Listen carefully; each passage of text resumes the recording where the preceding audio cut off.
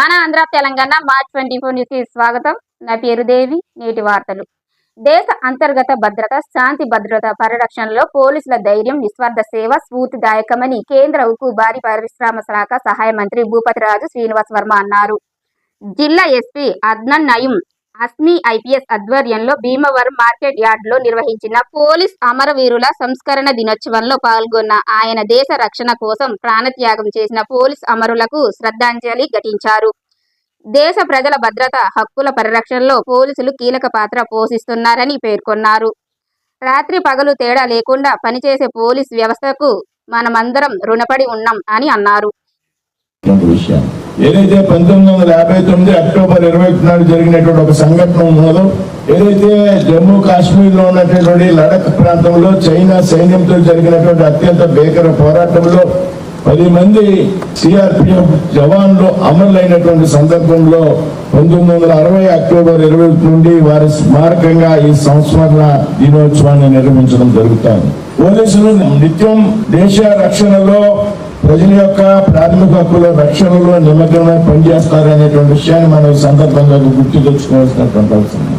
Law and order విషయంలో, అదేవిధంగా తీవ్రవాదుల్ని అణచివేసేటువంటి విషయంలో, మావోయిస్టుల్ని అణచివేసేటువంటి విషయంలో, ప్రజాస్వామ్య దేశంలో ఎన్నికలను నిర్వహించేటువంటి సందర్భంలో, ఆఖరికి ట్రాఫిక్ క్రమబద్ధీకరణలో సైతం ఒక విధంగా చెప్పాలి అంటే పోలీసు వ్యవస్థ సక్రమంగా పనిచేయకపోతే ఏ వ్యవస్థ కూడా పనిచేసేటువంటి పరిస్థితి లేదు అనేటువంటి విషయాన్ని మనం ఈ సందర్భంగా గుర్తు తెచ్చుకోవాలి. పోలీసుల యొక్క ప్రాముఖ్యతను మనంతా కూడా ఈ సందర్భంగా స్ఫురణకి తెచ్చుకోవాల్సినటువంటి అవసరం ఉంది. ఏదైతే విరామం లేకుండా, సమయం లేకుండా, రాత్రి మౌళ్ళు అనేటువంటి వ్యత్యాసం లేకుండా నిరంతరం ప్రజల కోసం పనిచేసేటువంటి వ్యవస్థ పోలీసు వ్యవస్థ ఉండడంలో ఎటువంటి సందేహం కూడా లేదు.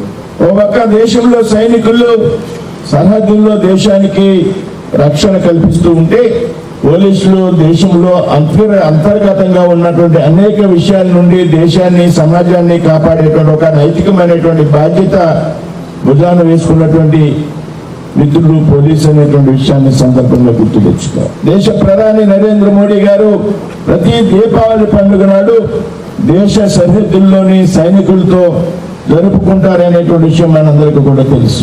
నిన్న కూడా ఏదైతే ఐఎన్ఎస్ విక్రాంత్ యుద్ధ వాహన నౌక ఉన్నదో అక్కడికి వెళ్ళి వారితో దీపావళి వేడుకల్ని నిర్వహించినటువంటి సందర్భం మనం అంతా కూడా గుర్తు తెచ్చుకోవాలి. ఎందుకు ఈ విధంగా చేస్తారు అంటే సైనికుల్లో ఉత్సాహాన్ని నింపడానికి, వారి యొక్క నిబద్ధతను, వారి యొక్క కఠోర పరిశ్రమను కూడా గౌరవించడం కోసం. ఈ విధంగా సైనికులతో, సైనికుల కుటుంబాలతో మనం కలిసి పనిచేసినప్పుడు వారికి ఒక రకమైనటువంటి నైతిక స్థైర్యాన్ని పెంపొందించాలనేటువంటి ఆలోచనతో ఈ విధంగా దేశ ప్రధాని నరేంద్ర మోడీ గారు చేస్తున్నాం. అదేవిధంగా ఇవాళ అమర వీరుల దినోత్సవం సందర్భంగా ఈ విధమైనటువంటి కార్యక్రమాలు నిర్వహించడం ద్వారా పోలీసుల్లో నైతిక స్థైర్యాన్ని పెంచడంతో పాటు ఎవరైతే అమరవీరులైనటువంటి పోలీస్ కుటుంబాలు ఉన్నాయో వారందరికీ కూడా ఒక భరోసా ఇవ్వడానికి మనం ప్రయత్నం చేయాలని సందర్భంగా చెప్తూ ఉన్నాం.